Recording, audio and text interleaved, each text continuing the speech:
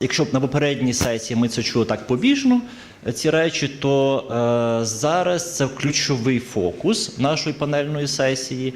І у нас на нашому обговоренні сьогодні кращі спеціалісти в сфері публічної дипломатії, як зі сторони Ізраїлю, так і зі сторони України. Хотів би передусім представити спікера з Ізраїлю. Це Роберт Сінгер, генеральний директор та виконавчий віце-президент Всесвітнього єврейського конгресу.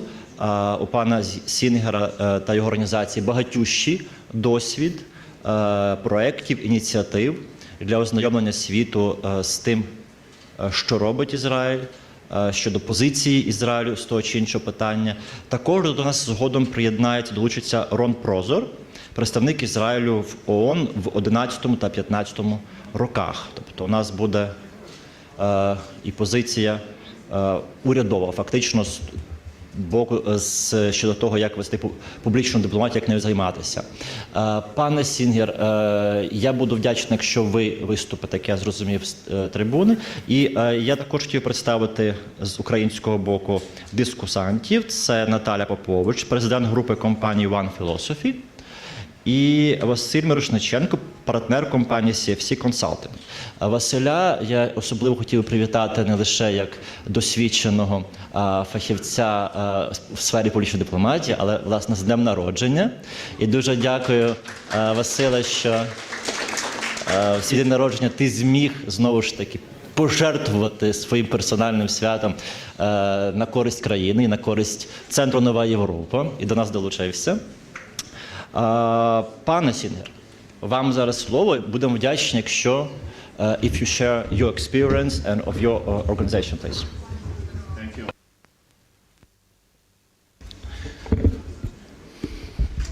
Now, first of all, thank you very much for inviting me. I would like to acknowledge the presence in the room of the President of the Israeli Council of Foreign Relations, Dan Meridor, who used to be the Deputy Prime Minister of Israel. Some of you had an opportunity to hear to him before, and I strongly recommend that you hear him also at his next session. And my good friend Ron Prozor will join us in a few minutes. I'm coming now from a meeting with your Minister of Education and your Minister of Interior.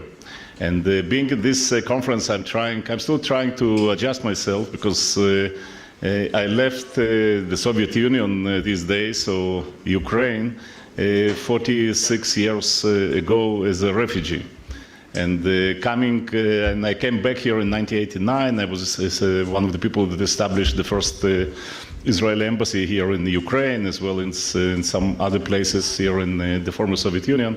And having met now with your Minister of Education and Minister of Interior, I will see the Minister of Foreign Affairs tomorrow. I'm really still trying to understand exactly where should I position myself on this regard. And obviously the challenges that you are facing, that we discussed and which is the subject of this afternoon session, are very similar challenges for Israel and for Ukraine.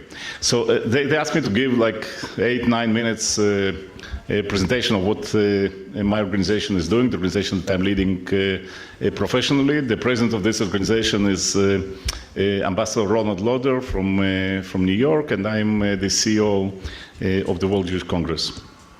So I grew up about 500 kilometers away from here in southwestern Ukraine, in Bukovina, in the historic city of Chernivtsi that some of you probably visited. This city was once called Little Vienna. I don't see Beryl Rodal here, but he is one of the organizers of this conference, but he obviously has very close contacts to the city as well. Before the war, the population of Chernivtsi was about 1/3 Jewish. And by the way, the population of Kiev wasn't far away from this. It also was almost 1/3 Jewish. In Chernivtsi, they used to have 85 synagogues, and the city was a world-famous hub of Jewish culture. However, by the time I came into the world, after the Holocaust, the Jewish population was much smaller.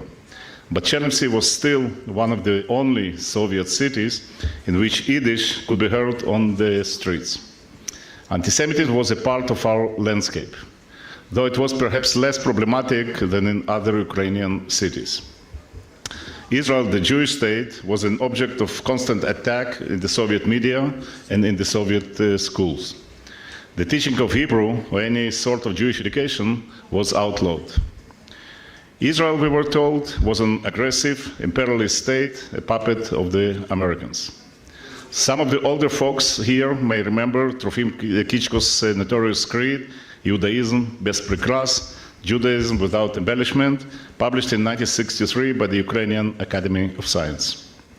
David Ben-Gurion, Israel's first prime minister, famously said, "Anyone who does not believe in miracles is not a realist." He was referring, of course, to Israel, but his observation also applies to Ukraine.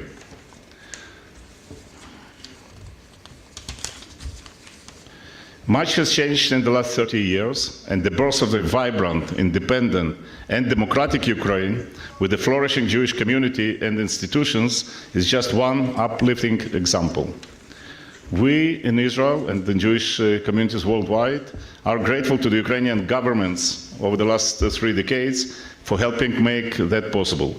And we're also gratified by the friendly bilateral relations between Israel and Ukraine. Hundreds of thousands of Ukrainian-born Jews in Israel helped to cultivate these ties. And I'm glad that flights from Tel Aviv to Kiev, Kharkiv, Lviv, Odessa, Dnipro, and other Ukrainian cities are completely full. I couldn't get actually a ticket to get here yesterday. And it was 2 flights, one after the other, with a half an hour difference. Today, both Jews and Ukrainians can celebrate the fact that so many of the most outstanding figures in the Israeli history were born in your country, in Ukraine. Just a few blocks from here, Golda Meir, Israel's first female prime minister, was born. Vladimir Zhabotinsky, one of our greatest leaders and a devoted friend of the Ukrainian cause, hailed from Odessa. Our greatest Hebrew writer, Shmuel Agnon, was born and raised in Buchach, near Ternopoli. Even the current speaker of the Israeli parliament, the Knesset, Yuli Edelstein, hails from my hometown, Chernivtsi.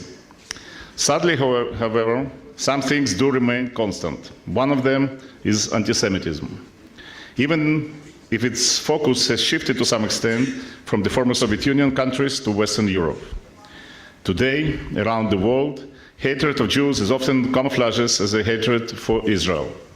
The Jewish people are denied what almost every nation is accorded, the right to national self-determination. Theodor Herzl, the father of modern Zionism, was a visionary, but he was wrong in one of his predictions. He believed that hatred toward Jews would largely disappear with the birth of the Jewish state. He could not have imagined that Israel would become a lightning rod for those who hate Jews. Many Jewish communities around the world are now experiencing a sharp increase in anti-Semitism, which often manifests itself as a hatred for Israel. In this part of the world, we see a disturbing campaign to deny the Holocaust, to call perpetrators victims, and to glorify local collaborators who are hailed as national heroes. Today, Israel, the only democracy in the Middle East, has become the target of ridiculous charges, many of which are not less absurd than those I heard as a child growing up in the Soviet Union. Some of these accusations can be described as modern-day blood libels. Let me be clear. Merely criticizing Israel is not delegitimization, but denying its right to exist as a Jewish country, judging it by standards that no normal country could uphold, and blaming it for all the ills in the Middle East is. The World Jewish Congress, the organization that I lead professionally, is the umbrella organization of 103 Jewish communities worldwide. Each community elects a president, who then automatically becomes a stakeholder and our board member. Your country is represented by the Jewish Confederation of Ukraine, which is led by Boris Loshkin, whom I'm sure many of you know, and VAD, which is led by philanthropist Andrei Adamovsky. For years, the WGC has been at the forefront of the struggle to combat the phenomena I just laid out before. The reason I'm here today is to share our experiences in setting the record straight about Israel and explain how we combat the campaigns of disinformation that affect the Jewish state. And after the 2 meetings I just had, I think it's very relevant for this public. We have built units dedicated to combating anti-Semitism and the legitimization of the State of Israel. And we are continuing to develop existing programs and activities that engage all generations and officials at all levels. Our main focuses are reforming the international institutions that seem to find any reason to condemn Israel, while ignoring those who seek to harm it politically, economically, and militarily, and to provide the younger generation of Jews around the world with the tools they need to grow into strong advocates for Israel. Our strategy combines diplomacy, activism, and publicity. Diplomacy is our primary activity. We are often described as the foreign minister of the Jewish people or its diplomatic arm. And the State of Israel knows that we stand ready to help defend it. As such, we have made a commitment and concerned effort to establish or deepen close working relationship with national political leaders in more than 60 countries, as well as the key figures at leading international institutions. This process hasn't been easy. And to do so, we have created a professional organization that would be the envy of most of the foreign ministries. We have built a strong relationship with the UN Secretary General Antonio Guterres, fostered close ties with UNESCO Director General Audrey Azoulay, and work closely with top professionals in nearly every international organization.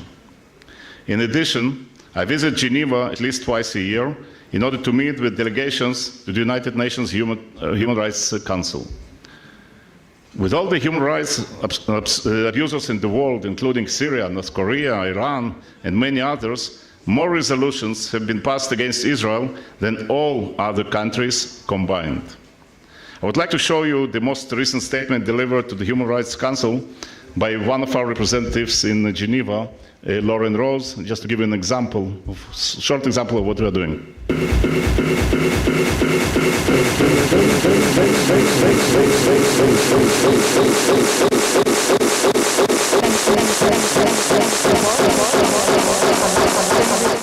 For the violence and bloodshed on the Israeli Gaza.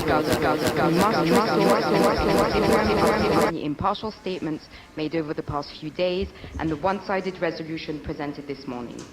We are at a loss as to how the violence that has erupted can be condemned by the OHCHR and several UN human rights bodies without mention of Hamas's role in instigating the violent demonstrations. The statements completely ignore the incitement by Hamas, who deliberately pushed civilians to charge toward the border into the path of fire, and the hatred fueled by these terrorist organizations against Israeli civilians. Moreover, they failed to address Hamas's own claims that 50 of those that died in the process were in fact terrorists. During the riots, protesters burned tires, waved Nazi symbols, threw rocks and explosives, sent burning kites to ignite the nearby Israeli fields, and ripped away at the border fence to infiltrate Israel. We therefore fail to see how these demonstrations can be labeled as peaceful. On the contrary, the right of Palestinian citizens to protest peacefully has been hijacked by a terrorist group devoted to inflicting suffering regardless of the costs. We reiterate the World Jewish Congress President Ronald S. Lauder's statement urging the international community to call for calm and to ensure that the facts on the situation are disseminated widely and accurately. We call on all member states to reject this resolution. Thank you. We also find the strengthening and supporting the leaders of tomorrow is vital, and I'm happy that there are so many young people here in the room to ensure the strong future for both the Jewish people and the Jewish state. For the past several years, we have made a commitment to developing next generation of Jewish community leaders through our Jewish diplomatic corps. They too support our diplomatic efforts. We have about 250 of them. Most of them are graduated from different Ivy League universities, professors at the universities, international lawyers, business people from some 40 different countries. These young leaders have delivered only this year 64 statements like the one you saw now to the UN Human Rights Council, and in the past year have authored more than 32 op-eds in major publications from New York Times and different newspapers. One of our most significant developments in recent years has been the establishment of our counter-delegitimization unit and a robust social media and public relations department to support the work we carry on. In fact, much of our public relations work in support of Israel is based on social and other digital media channels. In the modern world, cyberspace must be seen as the theater of battle. Computer geeks are almost as important as shock troops or fighter pilots. Some would say they are more so. Last year, our social media reached 180 million individuals around the world with content distributed in more than 20 languages. One of the campaigns, for example, we ran, campaign of Remembrance of the Holocaust, reached 650 million people, every 11th person on the earth. Now we have created what we call the Digital Ambassadors Club, a one-stop shop for news and action with the express purpose of countering disinformation campaigns. More than 30,000 people are active online on a daily basis. That is just a small part of what we do. Like the Jews, the Ukrainian people have a huge overseas diaspora. There are vast numbers of your countrymen in Canada, the United States, Brazil, Poland, Germany, and many other countries, obviously in this area as well. We are happy to share with you our experience that draws our communities together.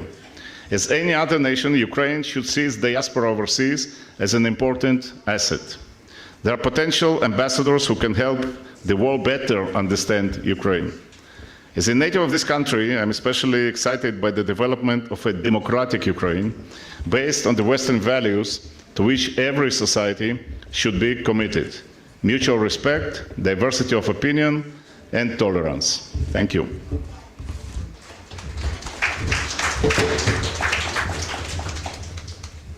Дуже дякую, пане Сінгер. Хотів би звернутися до дискусантів наших шановних. Пані Наталю, що б ви могли сказати з досвіду Ізраїлю, що для України може бути корисним? Ми пригадуємо, коли почалася російська агресія, скільки Україні доводилося докладати зусиль і доводиться і досі для протидії дискредитації насамперед на міжнародній арені. І ми частково бачимо, що, можливо, Україна була не в такій ворожій атмосфері, як Ізраїль.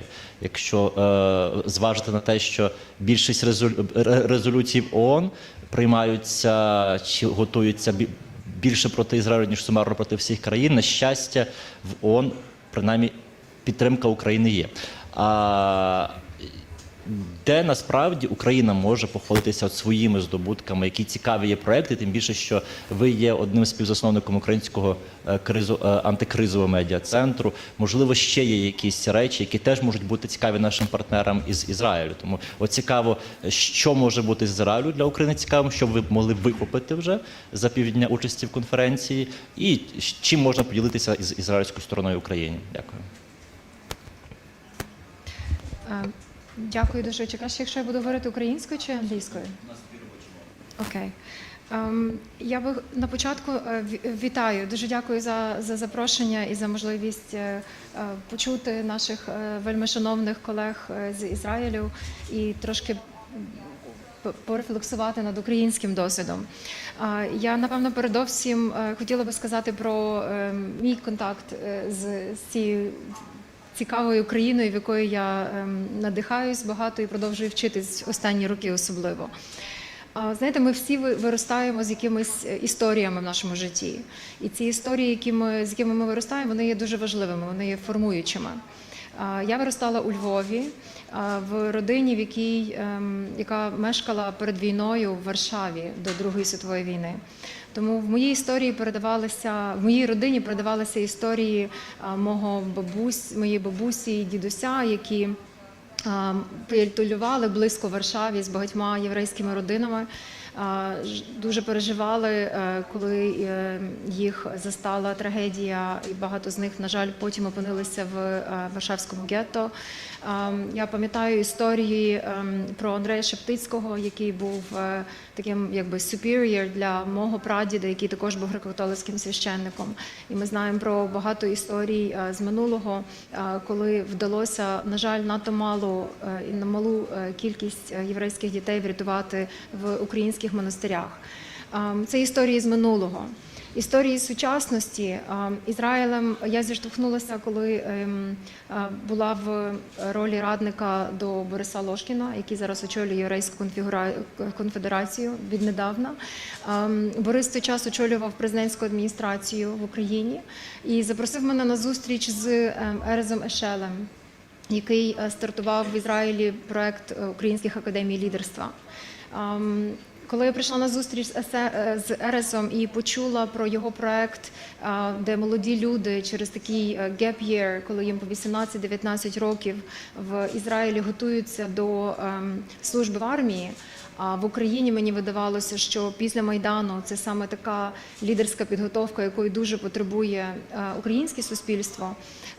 Я дуже рада, що так склалася історія, що зараз ми вже маємо біля 200 студентів, які не тільки вчаться лідерству і переймають найкращі моделі цієї освіти з боку Ізраїлю, але також є публічними дипломатами, тому що вони виконують дуже важливу роль в промоційних таких активностях України за кордоном.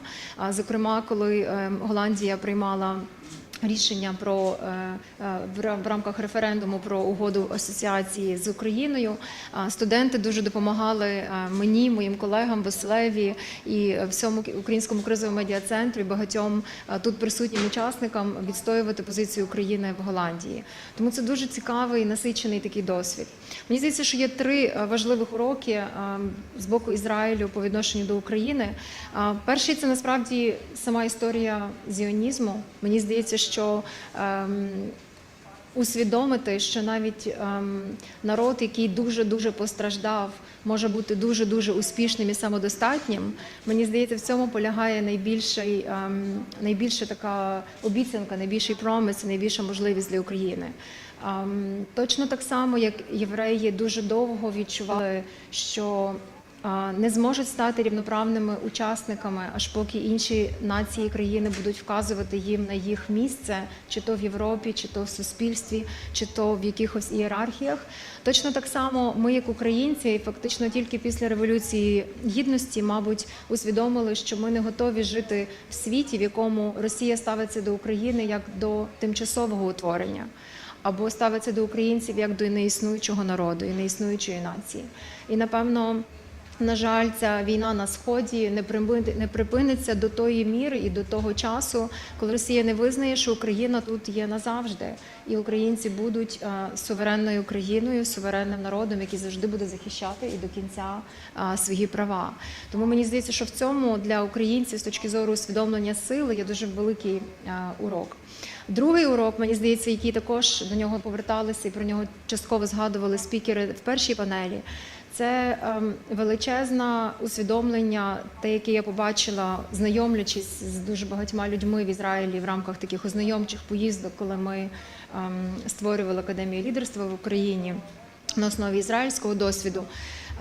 Там, спілкуючись з людьми, ти розумієш, що ти бачиш людей, які справді формують щодня свій характер, живучи в майже постійній загрозі, але отримуючи певне задоволення від того, щоб англійською це такий defy reality, так? І постійно винаходячи в собі ресурси, інновації, інвентивність, аби залишатися успішними і мати задоволення від цього досвіду, такої startup nation. Мені здається, що це той досвід, знову ж таки, який зараз український, напевно, творчий клас і український IT-клас захищає не тільки в Україні, створюючи цю індустрію і десь будучи успішними в ній, але й за кордоном, тому що ми починаємо бачити більше наших представників і більше компаній, які себе реалізують і таким чином в дуже творчий спосіб представляють Україну на міжнародній арені.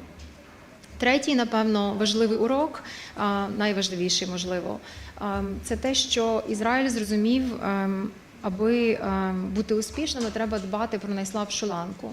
І треба дуже дбати про людей. Ці питання інфраструктури, охорони здоров'я, освіти, які є в Ізраїлі, які допомагають їм продовжувати залучати людей, які хочуть приїхати і стати частиною історії успіху Ізраїлю. Це, мабуть, те, що нам буде достатньо складно, попри існуючу війну з Росією, збудувати, але неможливо, якщо це вдасться зробити в Україні.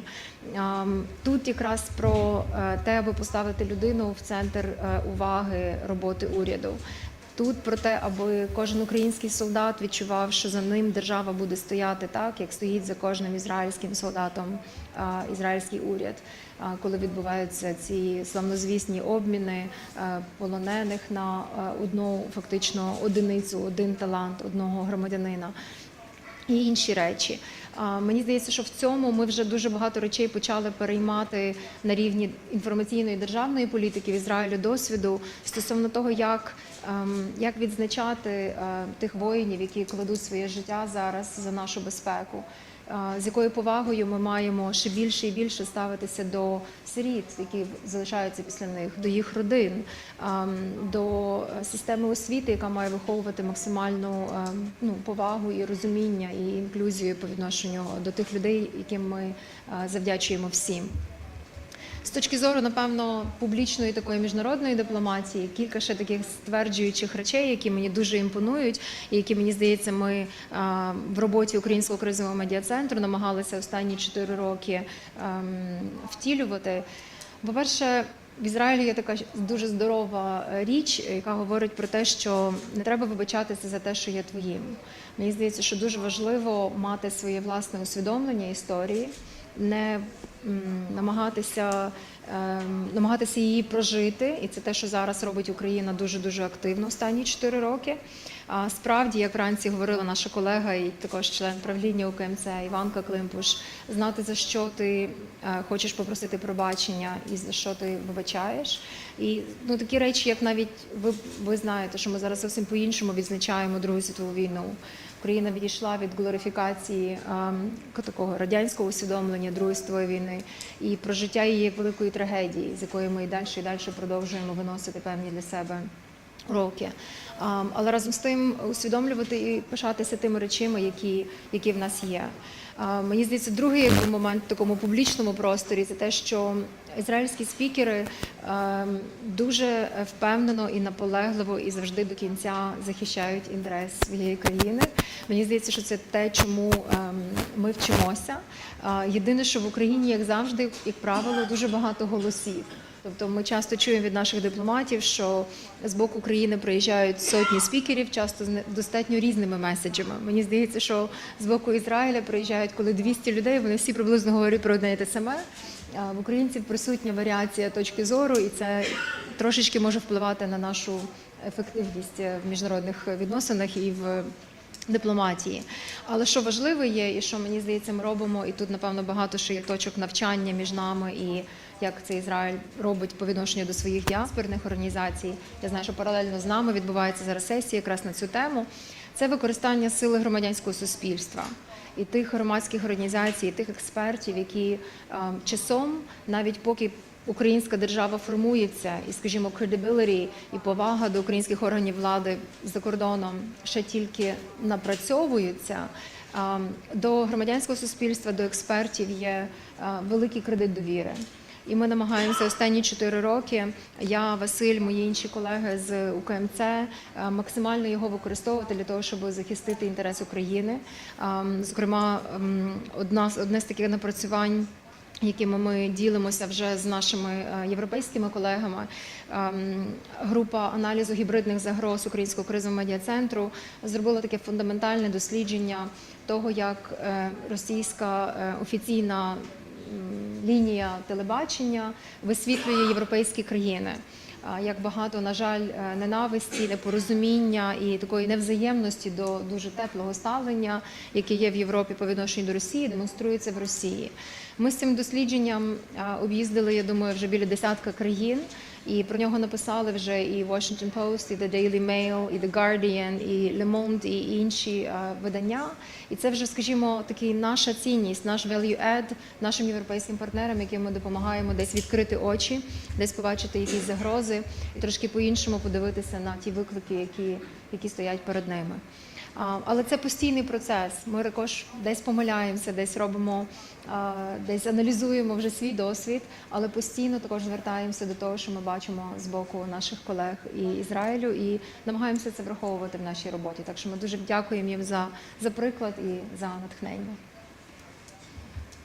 Дуже дякую, Наталю, особливо за ваш досвід уже використання ізраїльського досвіду.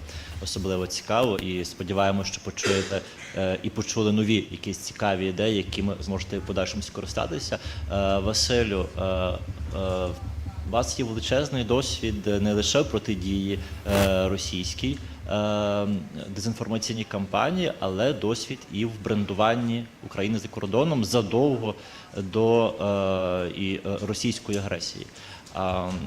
Було б цікаво, щоб ви поділились теж ось якраз не лише з протидією фейковим кампаніям проти України, але також, як здається, ця позитивна брендова адженда на користь України.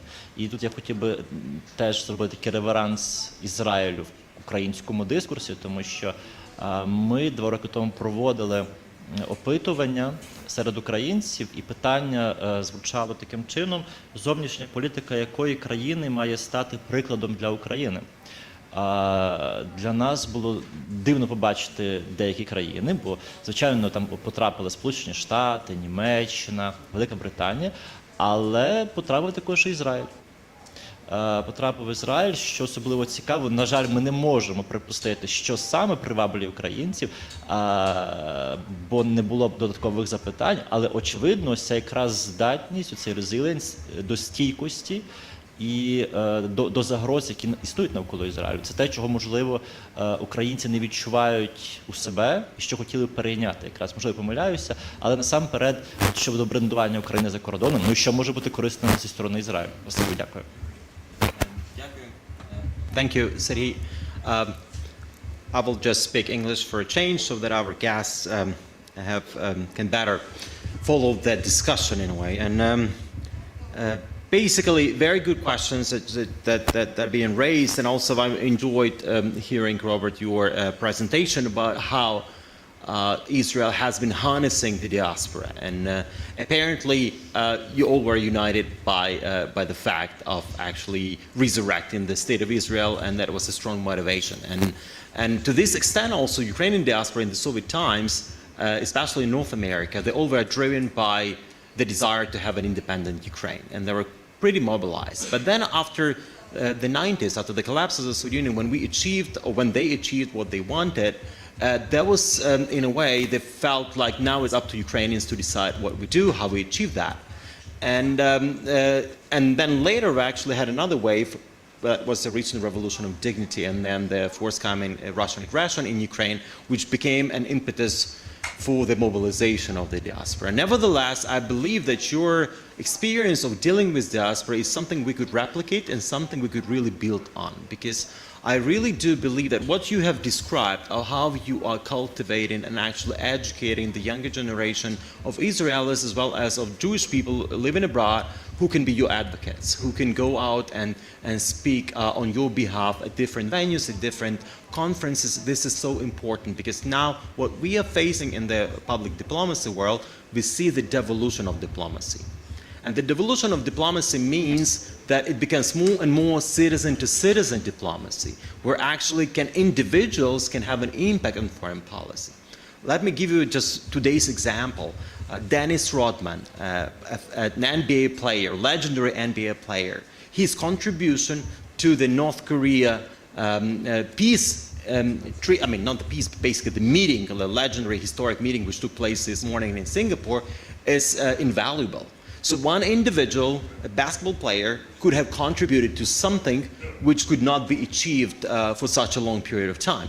This is just one of the examples. But I believe that today's in the world of social media, citizens and actually our applications, our cell phone that we can use for whatever can really make a change and really make a difference. So this is, by the way, the equivalent, your counterpart is the Ukrainian World Congress, who we know really well.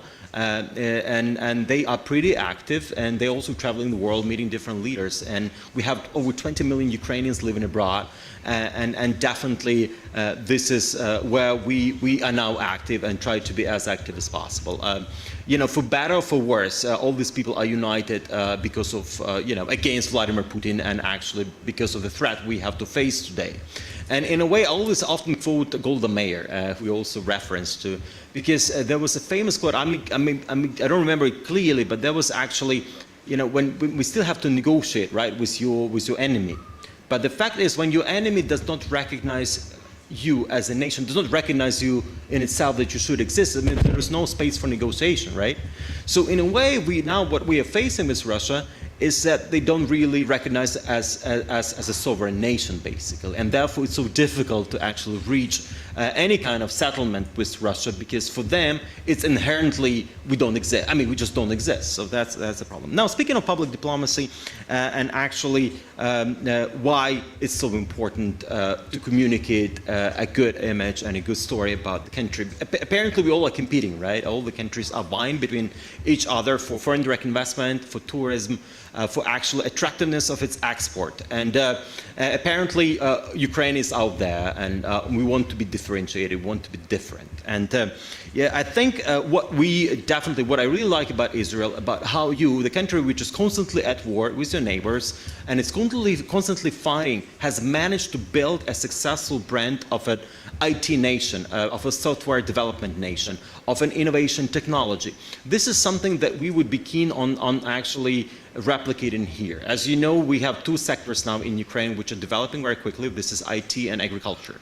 And with respect to IT, especially blockchain technology and other developments, this is where we would like to see more Israeli investment now that could help us deliver that message. That despite all the wars, despite all the sort of negative trends we see generally in the economy, which we all know about, lack of rule of law, corruption, et cetera, there are still plenty of opportunities, and it's all changing here. So I think Israel experience will be here very valuable. And going back to self-power and sort of my experience, there was a question from Sirhi. It's interesting because my company initially, when we set up 16 years ago, we set up as a public affairs shop, basically, advising on government relations. But we had one idea. We all believed that we have to do something to change the image of the country. And in those days, my business partner, who unfortunately could not join this panel, Gennady Kuruchka, he came up with an idea of getting Ukraine into the Eurovision Song Contest. And his idea was very simple. We knew nothing about music. We thought, okay, if we get in, we can win. If we can win, we can host it, right? Once we can host it, we can tell the world who we are. And it took us 2 years, basically, to do it. And we advised a Ukrainian singer in 2004, and then we hosted the Eurovision in 2005. And that was a phenomenal breakthrough for us internationally, because apart from visas being lifted to the Europeans, apart from actually all of a sudden Ukraine sort of emerged on the map, and the audience of Eurovision is 200 million people. And now, by the way, that Israel won, I was in Lisbon, by the way, I cheered for your entry, I watched it, the semifinals, and I said, Israel's going to win, because it so stands out from the crowd. And I think it was a good gift for you on the 70th anniversary. And I believe that even such events, by the way, last year when we hosted the Eurovision, again, it was even more important for us last year, because the song that won, the Crimean Tatar song, was so important because it was the message we're sending. And I think it's also in a way symbolic for Israel as well. Right, what else? Look, what I really liked about what you said, it was the feeling of patriotism within among young people, right? I think this is something that we still lack here. And by the way, the project that Natalia has been developing here, called Ukrainian Leadership Academy, based on the Israeli experience, is a very good example of how we can bring up the next generations of Ukrainians who would be patriotic, who would know their history. And I think history is very important in this respect. I see many professors of history here in the audience. I think we sometimes just don't know our history. It's important to know the history really well to be able to communicate Ukraine better. Because there are, of course, different parts of histories, and we have to know it to be able to explain it, to be able to explain who we are and why we are so different from all the rest. But again, for us, for Ukraine today, public diplomacy is a matter of survival, because public diplomacies and communication done by the government, by the civil society, by all different actors, as well as philanthropists and all others who are involved, is so important, because we are now, fighting a major war, and we have to communicate our point of view. But apparently what we really need is actually to become stronger in economic-wise. Because at the end of the day, the biggest threat for the dictatorial regime next door is that we are successful as a nation and as a successful in this particular respect, that our standards of living exceed than that of Russia. That we become a normal European country with foreign direct investment, which will be at a higher level, which have many new jobs, with good, interesting entrepreneurs on the market, which become international brands, and we see them coming. And this is what's going to make us stronger. And I believe that your case of Israel is something that we always look into. We're also passionate about. And by the way, everybody was sharing their own stories about connections to Israel or Jewish communities. I have my own as well. So I'll finish with that one to sort of as a cherry pick. I come from a little shtetl called Volochisk, which is on the river's Bruch, Khmelnytsky Oblast. I grew up there, my parents live there. And I didn't know much about the history of the town until I came to Kyiv, actually. And a friend of mine who became my friend, was the press secretary at the US Embassy. His name is Ken Moskowitz. He reached out to me when I was a first-year student, and he said, look, my great-grandparents used to live in that little town there, and I want to go there and visit. And then he came over, and all of a sudden I learned the history of the town where I grew up. It turned out, it used to be out of 12,000 people, 8,000 were Jews there before the World War I. So it was a massive history, which I was never aware of. And for me, it was a revelation, and I became so interested in the topic. And then actually, later on, I got a project as a student, which was commissioned to me by a judge from New Jersey. Her great-parents, actually her parents, were corresponding on a daily basis for 5 years, and the correspondence was in Russian and Yiddish. And she asked me, can I translate those letters, like really 5 years of letters on a daily basis? And I got a team of my friends who were translating those letters. I actually ended up finding a person who really could speak Yiddish as well, and that was a 2-year project for me. With the money earned, I had my big wedding party, and that was a great sort of story to finish that. But anyways, I think I'll just finish here and then look forward to further discussion. Дуже дякую, Василю. І зараз хотів би надати слово нашому ще одному спікеру з Ізраїля, Рону Прозору, який має справді унікальний досвід і дипломатичний, і в академічній сфері. І буду дуже вдячний пану Прозору за те, щоб він поділився якраз своїм, можливо, персональним досвідом і досвідом Ізраїлю як країни в цілому.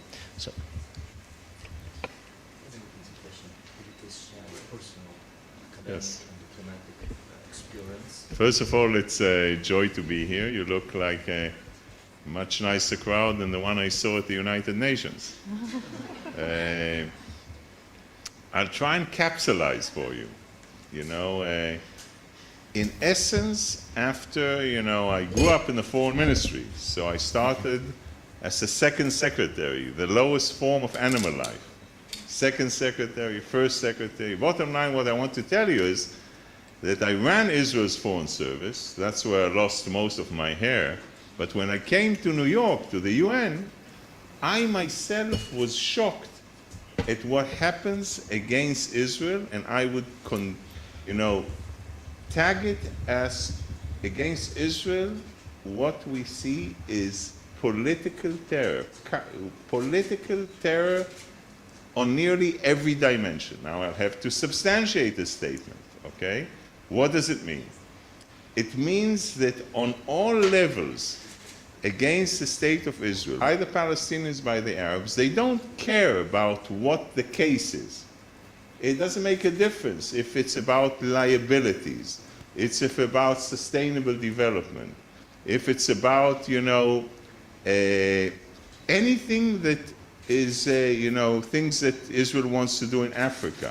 The fact that Israel suggests something automatically creates a situation where they not just work against it, but vehemently go after the state of Israel. Now I'll give you examples. Examples are wonderful.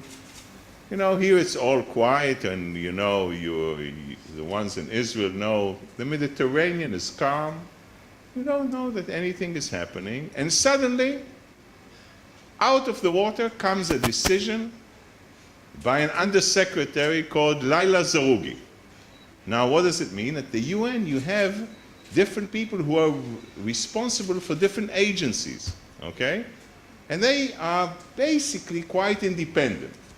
So Laila Zarougi, Algerian, she is responsible for dealing with children in armed conflict.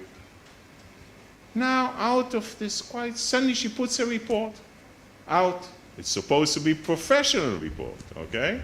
That says the following, that Israel kills Palestinian children in a systematic, widespread, and institutionalized manner.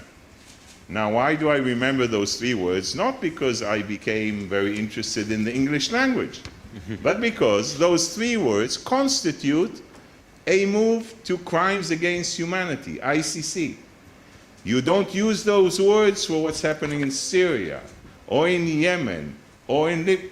Never were those three words used together. Who organized the report? Hamasniks. But now, hop, the report is there.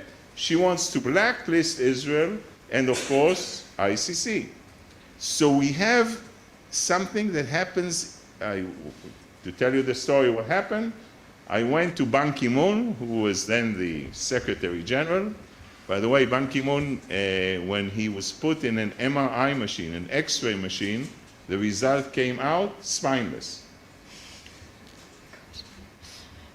Went over to Samantha Power, the American ambassador, had the Prime Minister call Obama, and we managed, after a while, to really take this off the stand. But it shows you something that is done in an institutionalized and structural manner. Now, to take it, to bring it home to you on things that not necessarily connect to what Israel does, okay? Israel is part of the West European and others group. It's a very nice country club. What is this country club? All Western European countries, the United States, Canada, Australia, New Zealand, and Israel. We are the others. Until the year 2000, Israel is not part of any group. Why? Kacha. You know what kacha means? Kacha, Robert? Kacha. Kacha. That's it. We're not part. They don't want us. 2000, Richard Holbrooke, Israel is becoming part of the West European and others group in New York. But the UN has 4 centers in the world: New York, Geneva, Vienna, and Nairobi. In all the other parts of the UN, we are not part of WIOG. Lama? Kacha. Now you're learning the word kacha. I go to the British ambassador. I always love to go to British ambassadors. First, I was Israel's ambassador to the United Kingdom. The Queen is still not recovered from my departure.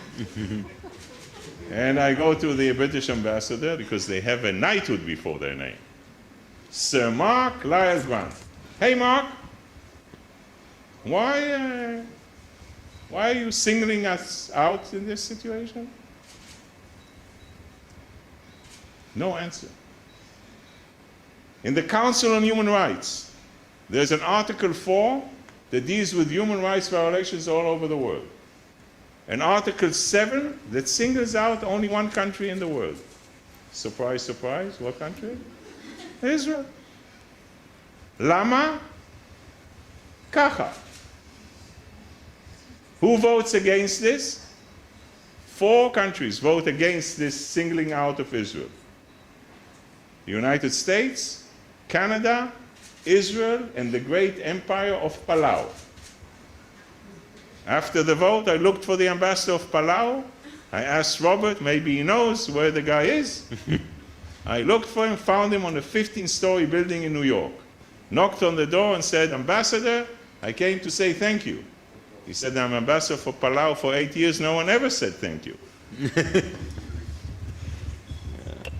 But the Brits, the French, the Europeans, all abstain. Why are you abstaining? Kacha. So the point that I want to say is, how do you deal with this, okay? And my way of dealing with it was to fight everything on each inch. And when I say counter-terrorism, because there's political terror against Israel, it has to be on all dimensions. On especially media, Facebook, do demonstrations, we now had Messi, Argentina. Did you hear the story that the Argentinian soccer team did not come with Messi to visit Israel? That was the case. We called it a Messi business. How do you counter it? You counter it by doing stuff on the we call the third civilian parts of Israel's population. We have it at the IDC. You fight them on,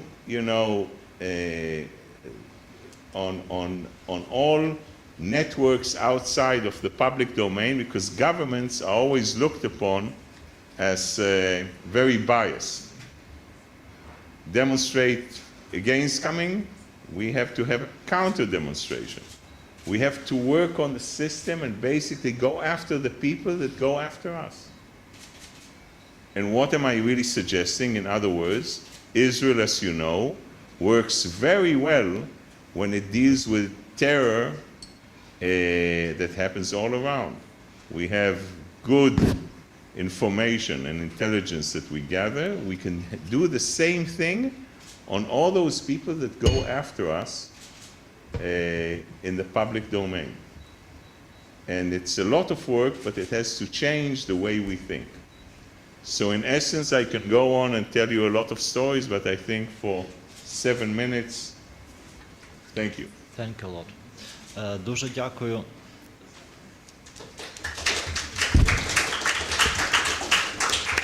Дуже дякую, шановні спікери, дискусанти. Зараз настала черга для запитань, коментарів із аудиторії.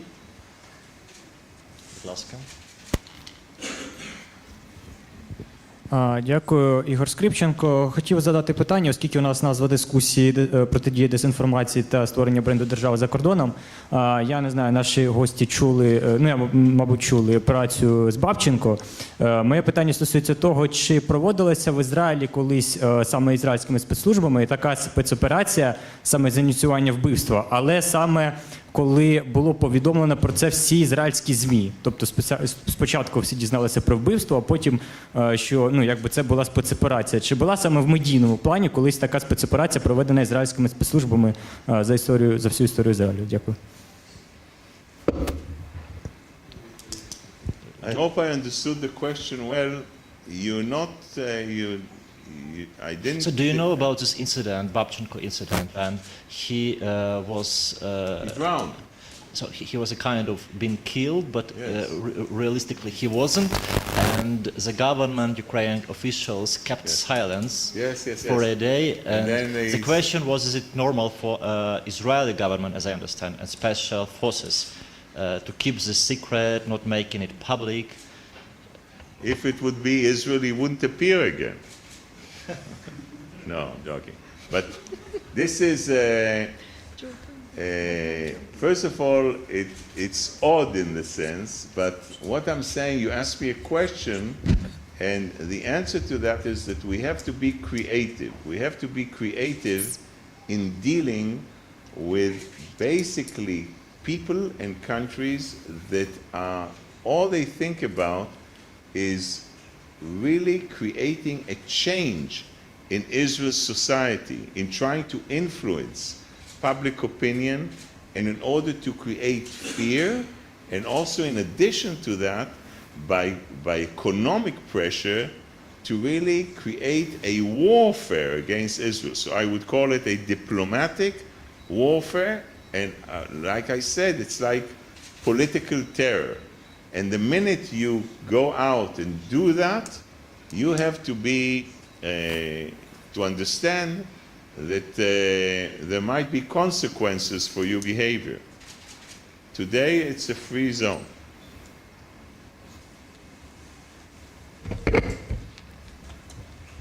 I think it goes goes back to what we discussed before. Ambassador Prozor is probably the best Israeli diplomats, at least those that I know in the last 20 years, working for the foreign ministry and representing Israel on the diplomatic scene up till recently. And the question is that really was raised here before it came in is there a devolution of diplomacy or is there more importance for public diplomacy or using the diplomacy of using social media and being called what Ron just called being more creative. As important as this panel is and the most brilliant people that you have here in the Ukrainian public opinion agencies, what is more important is what's happening here, and I see many people sitting with the phones and sending tweets and sending, after leaving this room, probably will place it on the Facebook, and I see that it's live streamed, and so we're here in this room, 50 people, and through this, obviously, you get to thousands. And the question is really, since we started talking about this, what is the role of public diplomacy today in the life of a country like Ukraine, and how it may or have changed your image worldwide. On this, Ron and I, you have two Jewish people, you probably have five different opinions. We have some disagreements on this issue.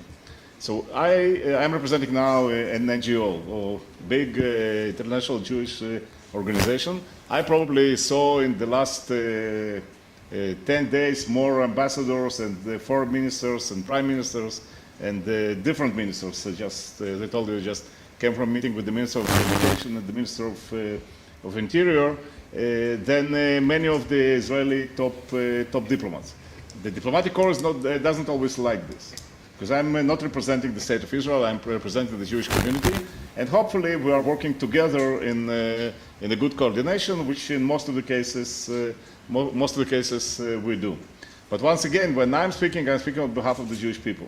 When I'm coming to see your Minister of Interior, I'm raising first of all the issues of anti-Semitism, of Holocaust memory, of Holocaust education, and then I'm going to the issues of voting for Israel in different international institutions, or Iran, or any other issues that are related to Israel. So from this point of view, what I think is two things. One, I think that the title of Ukrainian Crisis Media Center, I would change it, because I think you spoke about this. I think that you really have to build on a positive and on the achievements of your country, and I think you have many. It's a huge country, you have very talented people here, you have many achievements, and all people here, and I'm telling you because I'm traveling all the time, I'm seeing your ambassadors in different countries, and every discussion goes on to the war with Russia and to trying to kind of to be the underdog of the region. And I think you should switch it. You spoke about Israel as a startup nation, you spoke about the achievements that Ukraine, once again, I don't know enough about this, but you spoke about the achievements of Ukraine in agriculture, in IT, in different areas, and I would go really to this direction. You have 20 million people, Ukrainian diaspora. I think it's more, because it's 20 million people who actually were born in Ukraine, but there are many of their kids, and I visited many of the Ukrainian language schools in Canada, and I did work in the past with World Ukrainian Congress, and I think that different minorities congresses, and Ron used to do it when he was ambassador both in the UK and in the United States, and he used to work also with the different minorities, with the Armenians, for the Armenian community, for example, in the United States, and many others. So you have to find partners. In this world, you have to find partners. You can't fight by yourself, and you have to find partners with some common interests. Now, the other thing is, which is I see is happening here from time to time, and I hope it's not going to go too far. The solution is not to rewrite the history. There are some very bright spots in the history of the Ukrainian people, and there are some dark spots. And the idea is not to rewrite the history and to present that things didn't happen here. The idea is really to focus, to give the solid information, we just discussed about this, to give solid information. If there is a neo-Nazi march today in Kiev, which really damages, so in Odessa, which really damages the image of Ukraine, by saying that it never happened, you gain nothing. So there are many other things that should be done in this respect. And the last thing is, both of you spoke about this, is the engagement. The engagement of people, and Rod is running now a big center in one of the Israeli colleges in Herzliya. We are running, really, as I said, 30,000 active volunteers who are doing it on a daily basis. You have to engage people in this process. We have what we call a rapid response team, which really is divided to different groups. So whatever is happening related to Israel, and I'm sure that they're having something similar in Herzliya, in Israel, because we're doing it from overseas, and they're doing it from Israel. So whatever happens, at the moment that the word Israel appears in one of the newspapers, it doesn't matter in what language and in what place in the world, there's immediate response to this. In this way or another, and it's mainly today through Instagram and Twitter and Facebook. One of the guys who is running this is Corey, who is standing there. As a result of it, like 70 to 75% of World Jewish Congress staff today are people in their 20s and 30s who know this media, who know how to reach people and how to get there. So my answer to my colleague here, I think it's a combination of diplomacy, of kind of old-style diplomacy, based on personal relations, based on what Ron said, in different international institutions, and public diplomacy that all of us are engaged in. So this one thing. I think just to finish also with your story, a few days ago I hosted at the house of our president, Antonio Guterres. And he told me, in Portugal, anti-Semitism is something that cannot happen. We said, why? So he said, because nobody in Portugal doesn't know what percentage of Jewish blood he or she have, because of the population composition of the Portugal. So a few days ago, I saw your ambassador in in Prague, I think, and he told me he comes from the city of Shargorod. And he said, it's a very nice village, and I went, and people, when I'm walking the streets, people are telling me that, it was here was the synagogue, and there was a synagogue. And I told them exactly the same. Shargorod used to be like 95% Jewish at the time. And I think that between the Ukrainian people and the Jewish people, you never know what percentage of whose blood is in whose veins. So from this point of view, I think that you have you rightly said that I think that whoever invented this conference did the right thing, because there are many things that Ukraine can learn from the Israeli experience. But I would say also the other way around. I think there are many things that the Israelis can learn from you.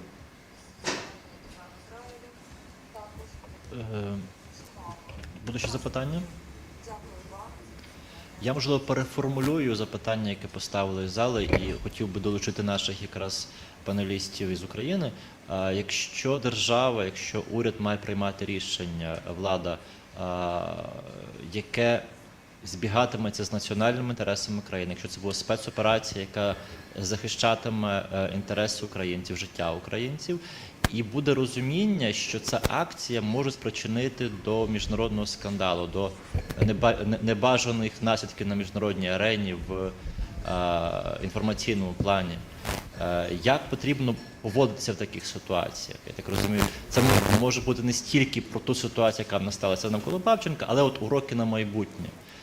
Бо очевидно, що і в історії Ізраїлю таке стається, і в історії України це ставатиметься, зважаючи насправді багато зацікавлених сторін, і роздмухувати проти України ті чи інші новини, і не лише вигадувати, так мовити, фейкові факти, але й використовувати інколи слабкі сторони непродуманості тієї чи іншої акції в Україні.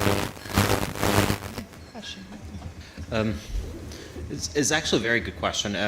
If somebody in the government asked us, myself and Natalia, we'd probably tell them don't do what you did with Babchenko, because I think I've looked deeper into the case and I tried to understand the logic behind it. It's still very difficult for me to comprehend why there was a need for that. And I still haven't seen those who are actually found guilty and eventually convicted, because if we don't see them, then we don't really understand why it all happened, frankly speaking. And all the analyzing, all the media, international media, is actually fired back against Ukraine. Anyways, enough with that story. But the problem with what we are facing today. I mean, we are in the fog of war, and fog of war is actually when there is lots of noise, and there is a great deal of disinformation, which is orchestrated by our enemies. And then there is plenty of other information, and there is lots of confusion. There is very lack of understanding of what happened and what hasn't happened, what is true, what is not true, right? And as there was a previous discussion about human rights violations and the security, and this is a major debate, because how can you really secure human rights being observed at the times of war? Apparently there are some violations. But what if there are violations happening, especially in the times of the war zone? What does the government do, right?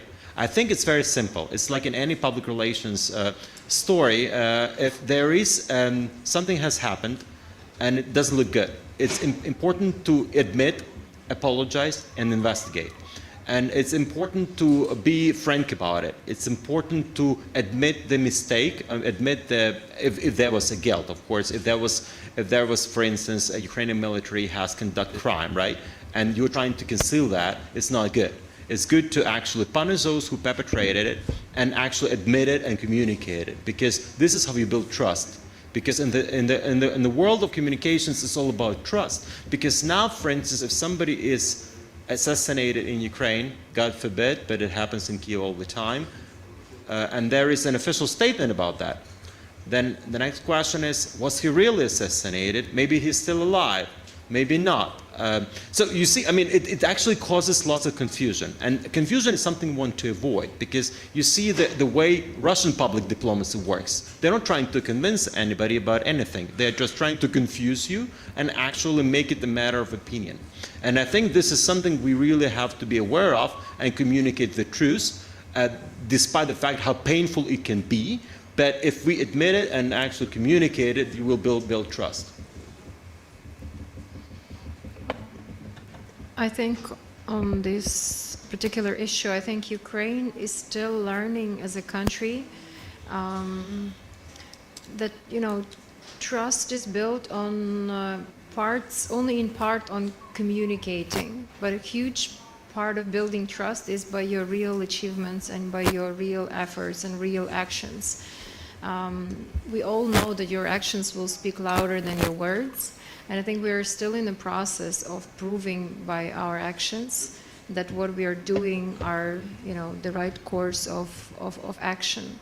I think in that particular case to which you referred in the question, I think maybe the state institutions have underestimated that their own credibility in the eyes of the international community is not enough yet, and that particular case might have a backlash in the perception of Ukraine and Ukraine's credibility, not among our enemies, but unfortunately including among our friends. And that's something that we would like to avoid, of course, because what Ukraine has earned in the past 4 years is something that is extremely precious, that is proving that we are building a democratic state here, and it's very paramount for the security of an entire region. This is what our soldiers do in the East. This is what the entire Ukrainian nation does by persevering, by staying, by working, by innovating and contributing to the economy in regardless of the war. And this is something very, very precious. But you don't build the ultimate trust or the ultimate great relations, in 4 short years. It takes time, and maybe along the line, operations like this and their creativity, will be congratulated by everyone. But we know that that particular operation, because it had many factors to it, it raised a lot of questions on our credibility. And I think that ultimately, it is very important for Ukraine to maintain and to continue to build its credibility, because it's so hard won. Чи будуть ще запитання із зали?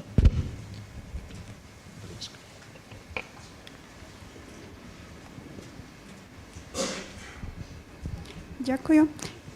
Дякую за чудові поради. Україна також стикається з такою проблемою, що ми намагаємося залучити інвестиції, залучити туристів, щоб більше туристів приїжджало в Україну, в той час як безпекова ситуація в Україні викликає занепокоєння в інших країнах. І дуже часто ми стикаємося з тим, що просто бояться їхати в Україну. Ізраїль живе з цією проблемою вже не одне, можна так сказати, десятиліття. Як ви будуєте свою комунікацію зі світом, щоб туристи не боялися приїжджати в Ізраїль?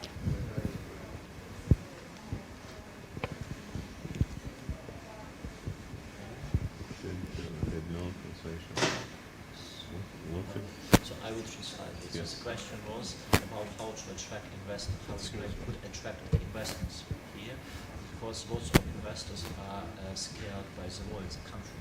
Israel it stands for war as well, but it attracts investors. How and tourists as well. Yes. What is the secret to your success in your country? First of all, it's a good question because it takes time, and the same way that you said very wisely that it takes time to really,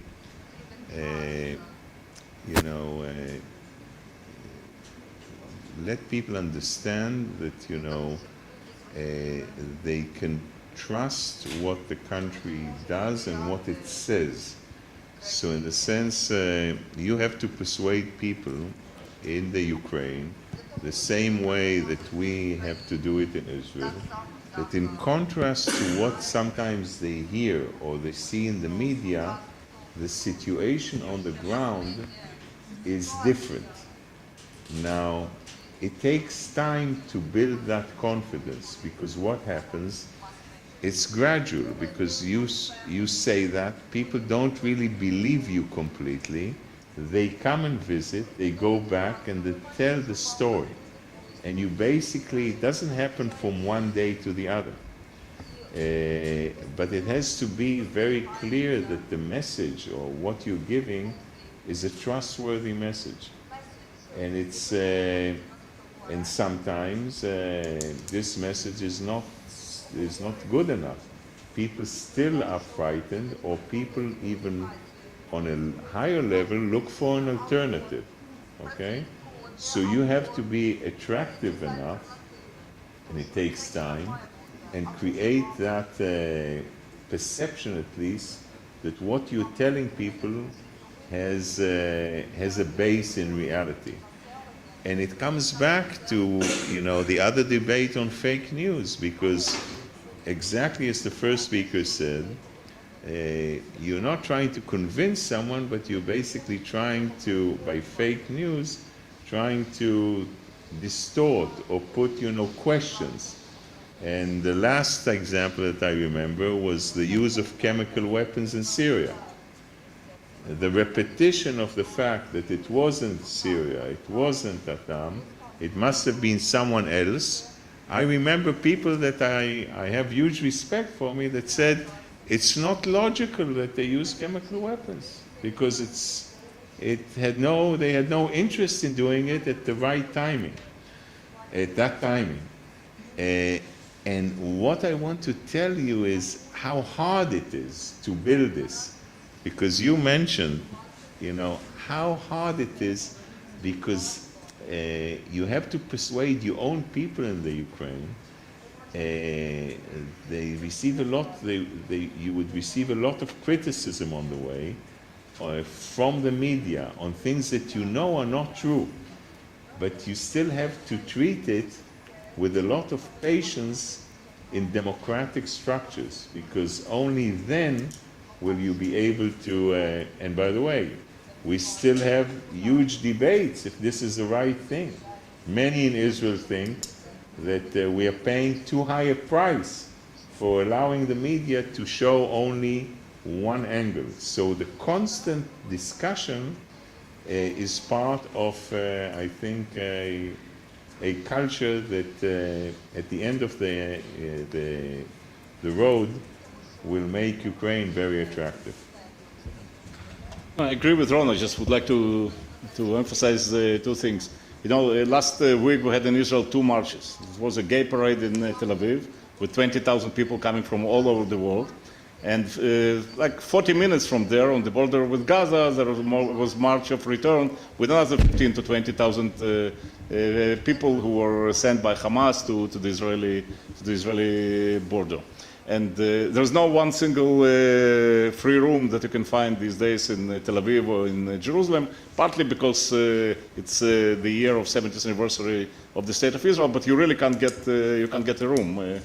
My colleague just was in Israel, had to go to sleep in some small hotel in Jaffa because there weren't rooms in Tel Aviv. So I think there are two things here. One, you rightly said so. One is the facts, and the other one is the perception. The facts about Ukraine are not well known, and this is something that you, as a government, as people who are responsible for issues of this kind, really have to bring it up. And the second one is the perception. The perception about Ukraine, you know, people don't understand where is Eastern Ukraine, where is Western Ukraine, where is Kiev, and what exactly is happening here. And once again, this goes back to what we discussed before. But my strong recommendation really would be to start with the Ukrainian diaspora. We have 20 million people, with Ukrainian families, who have friends. That's what was done in Israel. For years, most of the tourists coming to Israel were Jewish people living in diaspora. Today, there are really a minority of the tourists coming to Israel, and we have tourists from all over the place. And the other thing is, of course, tourist services that people can receive in Ukraine, because we have a beautiful city. I just flew here from Prague. You can't walk on the streets in Prague, and the same in Warsaw. It's completely full. And Kyiv is a beautiful city, not less beautiful than Prague or Warsaw, and you don't have this number of tourists here. So I would say that A, perception, B, information, and C, the tourist services at the high level, like they succeeded to do it there. But may I say another word?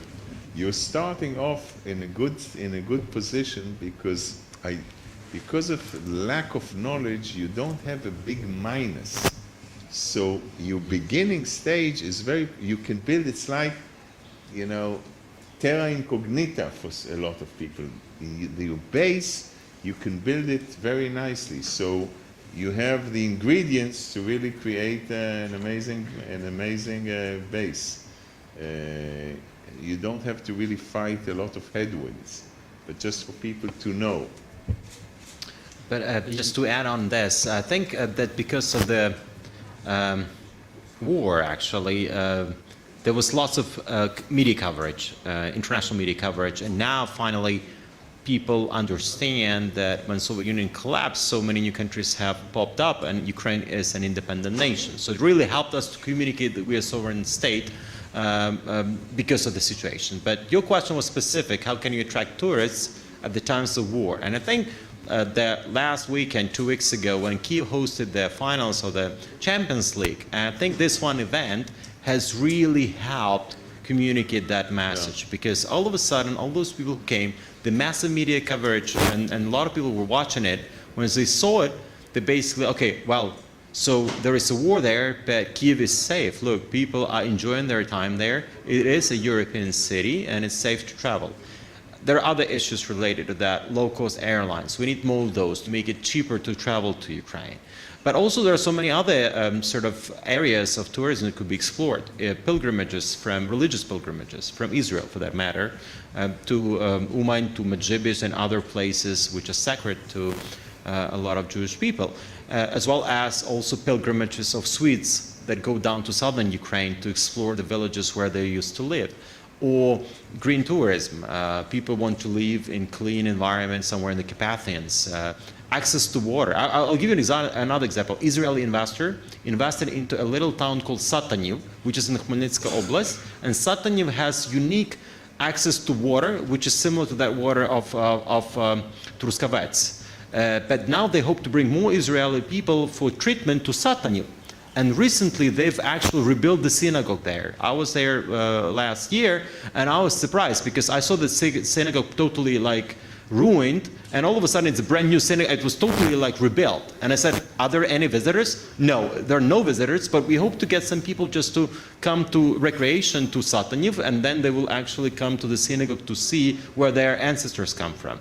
So this is an interesting avenue, and I think even with respect to Israel, we can do so much more, right? Because what we have is we have to take advantage of it. But apparently it's going to take time. But I think it's all about events, and people can travel and actually explore for themselves. You know, the feedback that I got from, recently I was involved into this German Marshall Fund. They did a seminar here in Kiev a couple of weeks ago. And they brought people from the US and Europe. And a lot of people, even from Eastern Europe, like there was a friend from Serbia, he said, my expectations of Kiev were very low. I'm very surprised that it's such a modern European city. And I was, for me it was a surprise that actually a Serbian person is saying that, because I would expect from the Balkans to know more about Ukraine than any Western European. But apparently, this is going to take time. And I think we need to build that critical mass. And once we get more people visit Ukraine, more will come. Дуже дякую. Чи будуть ще запитання? If I could just add maybe on a comment before that question is posed. I think it's also, the 5 million Ukrainians who obtained, who traveled abroad ever since we have the visa-free regime with the EU.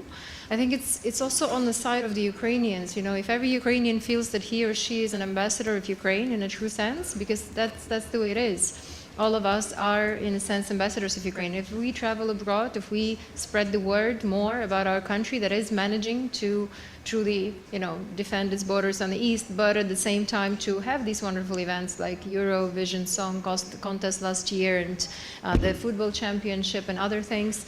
In 2 weeks, Lviv, my hometown, is going to be a mecca of people traveling from all over the world for the Alpha Jazz Festival, which is brought by Friedman, right? Another sort of a Lviv native who is developing his business in all different countries of the world. And this is something where you will see many people traveling from abroad to come to Lviv specifically for that. And I think the more they tell this, the more they tell the story, the better for Ukraine, definitely. На підтримку всього, що було сказано спікерами, можу згадати опитування, яке ми організовували минулого року під час Євробачення в Києві. І гості іноземні, які були в Києві, ми їх запитували, якої були вони думки про Україну. Якої думки вони були про Україну до того, як приїхали. Більшість з них сказали, що Україна асоціювалася з війною, небезпечною країною, до якої ліпше не їхати. Тобто було ризиковано їхати. Але коли запитали у них уже остаточно, який підсумок і враження, то вони зізналися, 92% захотіли повернутися до України. І для більшості Україна вже асоціювалася з гостинністю, чудовими, позитивними людьми. Тому те, що ми зараз говоримо на рівні теорії, воно справді працює. Будь ласка, запитання. Я боюсь, що це будуть останні запитання. Будь ласка. Віктор Ткачук. Перш за все, дякую за ваш візит. Це, без сумніву, комплімент для нас. Ми живемо в таких звичайних умовах, які називаються 3 реальності. В одній реальності живе влада, яка 24 години зайнята тим, щоб утриматися при владі. У нас є своя преса, яка здебільшого, з усією повагою до неї, звичайно, нагадує таку маленьку собачку, яка повинна голосно гавкати. Я дуже перепрошую, можна запитання, тому що на коментарі нема часу. Повинна голосно гавкати, але не вкусити. І в нас є народ, який займається туризмом в країні, яка воює від Шаргорода до столиці. А якщо повернутися до самих початків нашої панелі, що би ви порадили українським дипломатам, яку з 3 реальностей представляти за кордоном?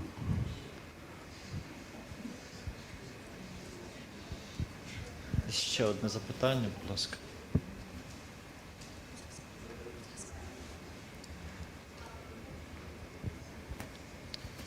Дякую. Мене звати Ярослав Олійник, представляю компанію по візуалізації архітектурної. У мене питання до Роберта Сінгера є. Ви якось у вашій доповіді розповідали про компанії, які... У вас є компанії, які діють у Твіттері та Фейсбуку. Чи можна дізнатись назву цієї компанії, якщо така є? Дякую.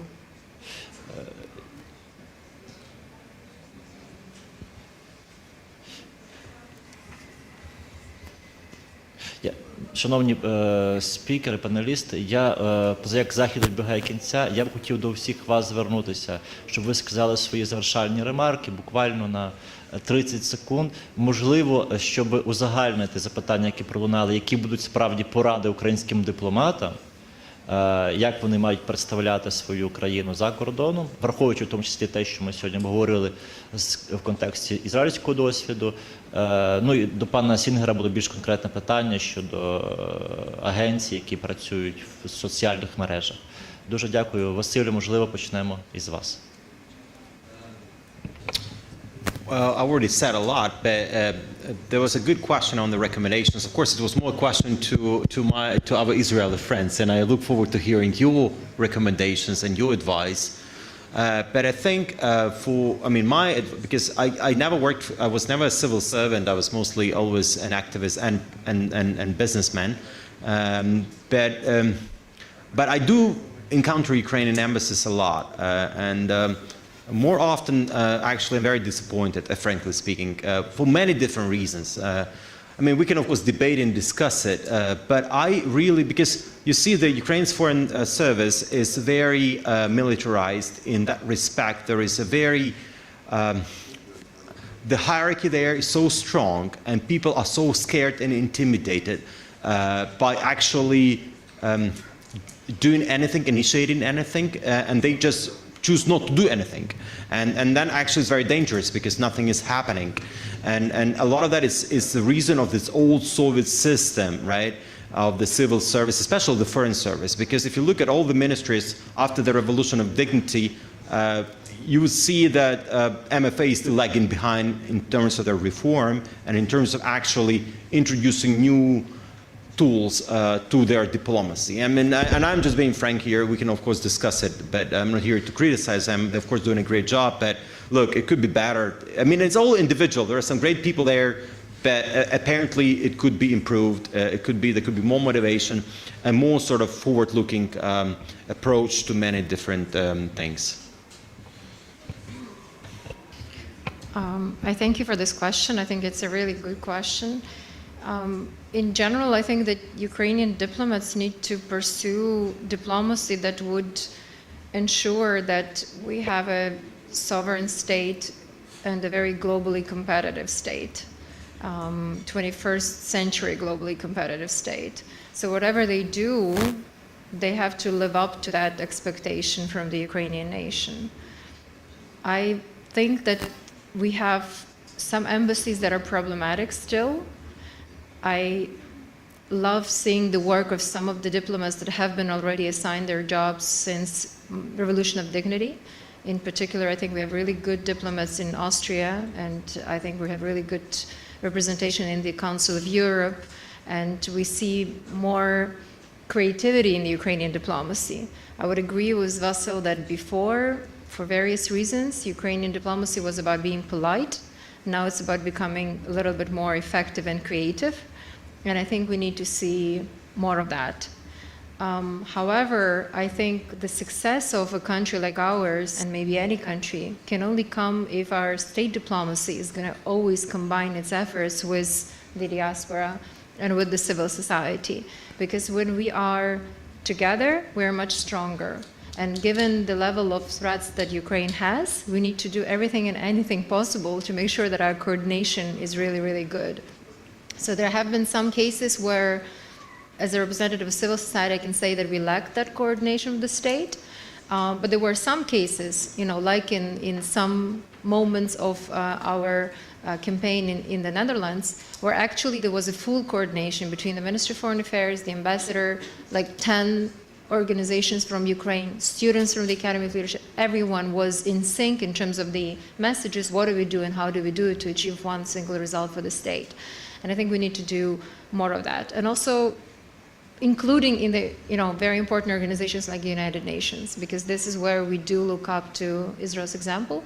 But at the same time, we had the experience of when Putin spoke at the UN, Our official delegation did have to be in the main hall and to be there to represent Ukraine on a state level, but it didn't prevent myself and a few other colleagues from UCMC and Parliament and one diplomat who went up on the balcony and protested against Putin's speech in the UN with the flag of Ilovaisk. So when there is a synchronization, you can achieve much more in terms of the goals you're trying to get for the country. Yeah, no, I fully agree that the answer is not simple. It's probably the answer is the combination of the traditional diplomacy through the Ministry of Foreign Affairs or any other government ministries, through the efforts of diaspora, and I'll speak a little bit more about this. Social media, the third sector, the NGO world, and civil society. No doubt about this. Now, I cannot speak about the Ukrainian diplomatic corps. Maybe Ron knows more people and can speak more about this.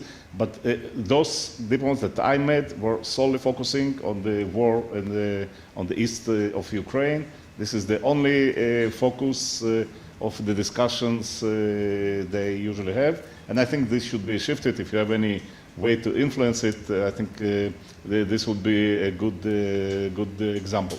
Now, people ask me, well, what's the best part of my job? The best part of my job is that I'm traveling the world all the time. Jews live in some 2,000 cities worldwide, maybe a little bit more.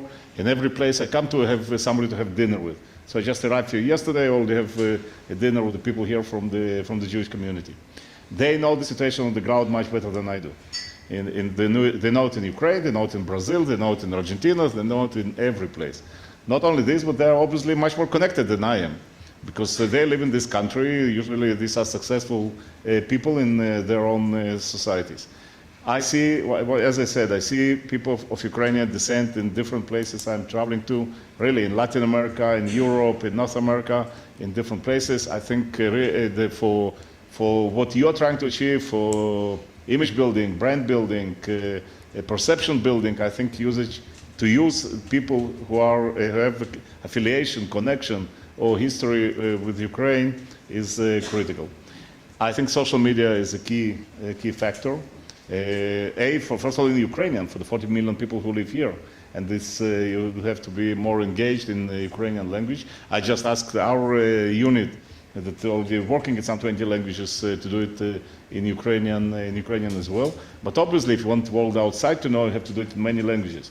As I said, we are working in 20 languages as a World Jewish Congress. I'm sure that the Foreign Ministry probably is working in many other languages.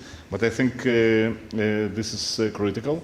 And from this point of view, we have offices in more than 100 countries worldwide because we have the representatives of the communities. So I don't need to have an office in Kiev, because when I'm coming to Kiev, the local people who are representing the Jewish community in Ukraine are fixing all the meetings for me, including, from meeting me at the hotel till the moment that I leave Kiev.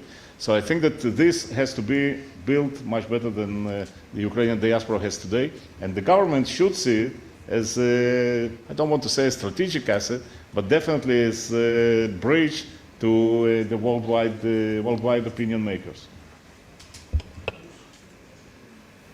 So before I give advice, I want to tell you that Israel, from the establishment of the State of Israel in 1948 till 1977, had only one party, the Labour Party, ruling the country.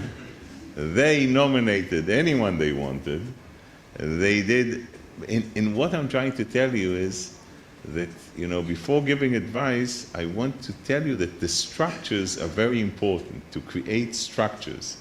So what you have today on the diplomatic side, you have people like me who enter the foreign ministry through exams. I entered at the lowest form of animal life, second secretary.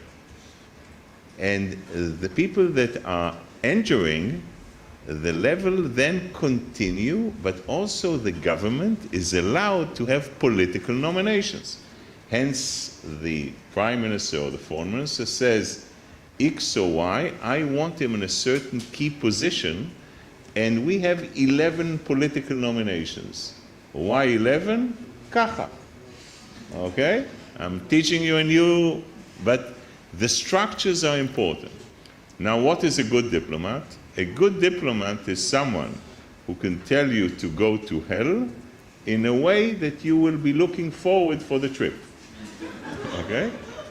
Now, the issue of the diplomatic in today, the diplomatic world, I did something when I headed Israel's Foreign Service and continued. It's important to brand a country. Brand a country. Think when I talk to you and I say France, you think romance. Italy, you laugh and you think of food. The Germans, you think, so you have, and basically it took a lot of work for Israel to brand Israel as a country. We had a lot of things that we could brand. You know, the history, you know, the old city, the religion. Israel branded itself as a startup nation, okay? You have to think and do a lot of work internally how to brand the Ukraine. So people would say, aha, Ukraine? Mm-hmm. Now, then all your systems, okay, work in a very organized fashion to really implement this brand. I don't want to bore you by telling you what an ambassador or a diplomat does, but in essence, he should cover the economic, cultural, social issues of his country and focus on missions that are important to do. But if I had to zoom out and tell you, do a lot of work with people from the outside and professionals to brand the Ukraine. And you'll see in those discussions, internal discussions, people shout, people cry, people I don't know what, but at the end of the day, it will create what you want on the public domain and in the world. Пропоную брендувати і бути українцем як гостинному народові. І пропоную і запрошую всіх до кави брейк. Всім неймовірно дякую за участь у нинішній сесії. Сподіваюсь, вона для всіх була корисною. Дуже дякую, до нових зустрічей.